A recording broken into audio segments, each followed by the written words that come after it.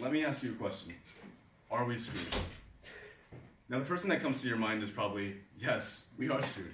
However, when I ask this, I'm not talking about the chances we're going to blow ourselves up with nuclear weapons or collapse the economy, but just in general, if we will be able to, or are developing into a smarter species with a potentially sustainable future. The answer to the question for Canadian psychologist Steven Pinker is, surprisingly, yes, we are improving as a species.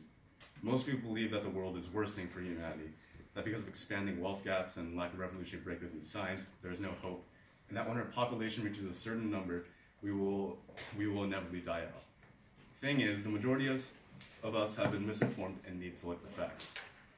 Despite what some of you may think, the availability of education and people's compatibility to learn has increased over time.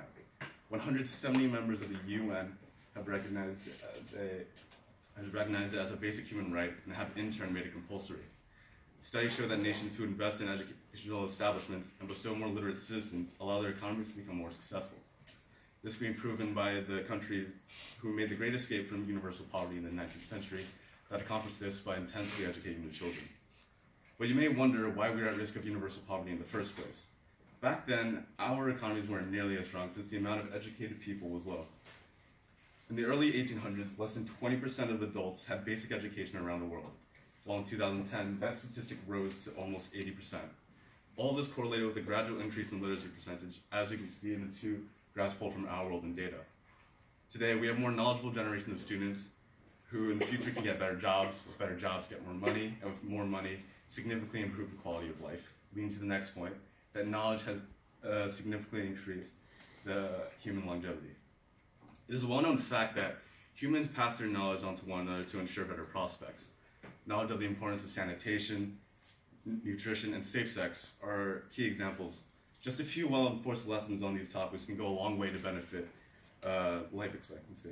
With growth in these factors and educated availability alike, the amount of children couples tend to have decreases, which is why analysts predict that world population will peak and lessen to a more sustainable number. Additionally, growth in education has also allowed advancements in medicine to be made. Such advancements, along with other factors, have assisted in healthier brain development, leaving opportunities for IQ to rise. As you can see in the data on this graph, IQ point gains were low from 1905 to 1925. All of a sudden, there was a major spike in IQ point growth that continued to have a positive trend throughout the years in all countries. Why is this important? It all comes back to education and humans improving as a species. Most definitely, people with higher IQ points have a better chance of getting good test scores and better jobs, and even pass their intelligence off to the children as IQ is highly heritable. An analysis by economist R.W. Hafer, he revealed that a country's average IQ could predict the future growth in GDP per capita of the country, along with growth in longevity and leisure time. What's more is he estimated that a mere 11-point increase in IQ could accelerate the country's growth rate enough to double well-being in only 19 years.